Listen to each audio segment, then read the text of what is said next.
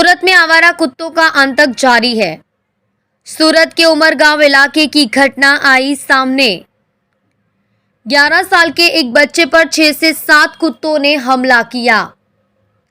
बच्चे के पूरे शरीर पर आवारा कुत्तों द्वारा काटकर गंभीर चोटें पहुंचाई गई। बच्चे को तुरंत एक निजी अस्पताल में भर्ती कराया गया।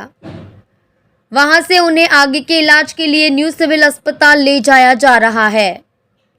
ये घटना स्कूल जाने के दौरान घटी, जिसमें सूरत महानगर पालिका अभी तक नींद में से जागी नहीं है। एक के बाद एक आवारा कुत्तों के द्वारा बच्चे, बूढ़े, महिलाओं पर हमला किया जा रहा है, जिसमें मनपा की टीम बड़े हादसे होने की राह देख रही है।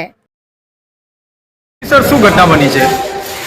आज सवारे 7-8 વાગ્યાની આસપાસ ઉલારા ગાર્ડન પીપલોદ પાસે 9 વર્ષનું બાળક ટ્યુશનથી શાળાએ જતું હશે ત્યારે એને કૂતરાએ બાઇટ કર્યું હતું અને આખા શરીરે એને લગભગ ઓછામાં ઓછા 15 થી 20 જેટલા બાઇટના નિશાન છે અને તેને 108 ઇમરજન્સી દ્વારા ઇમરજન્સી વિભાગમાં લાવવામાં આવેલી હતી અને બાળકને અહીંયા પ્રાથમિક સારવાર અપાઈ રહી છે અને બાળક હાલ સ્ટેબલ કન્ડિશનમાં છે।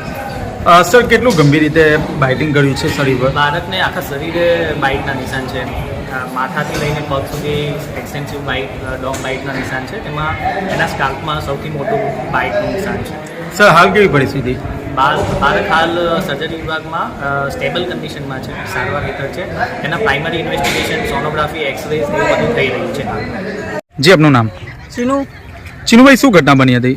સવારમાં અમે નાઈને હજુ લુંગી જ બાંધેલી હતી, બહાર નીકળીને જોતા હતા અને પેલા કાકા દોડ્યા ને હું દોડ્યો ને કૂતરાને 15 કૂતરા છોકરાને પકડીને મતલબ પીછાડી નાખેલો હતો કૂતરાને। તો અમે ટાઈમ પર દોડી ગયા તો છોકરોનો બચી ગયો છે, છોકરો સારો છે, એમને બધું ફાડી નાખ્યું છે પણ એને અહીંયા બહુ કૂતરાનો બહુ આતંક છે। 30-35 કૂતરા છે, રસ્તા ઉપર દોડે છે, લારીઓ માટે, ચિકનની લારીઓ બધી છે એના માટે કૂતરા અહીંયા રહે છે ને રસ્તા પર ગાડીઓવાળા પર બી એટેક કરે, કોઈ ગાડીવાળો જોતો તો બી દોડે છે ને એસએમસીવાળા આવે છે તો આવીને ફરીને નાહી જાય છે, કોઈ પકડતા નથી કૂતરાને।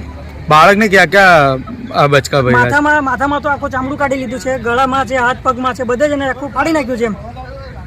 5 મિનિટ માટે છોકરો બચી ગયો, બાકી ચાન્સ નહીં હતો, છોકરાને પાડી દીધો, છોકરો ચક્કર આવી નીચે પડી ગયો હતો।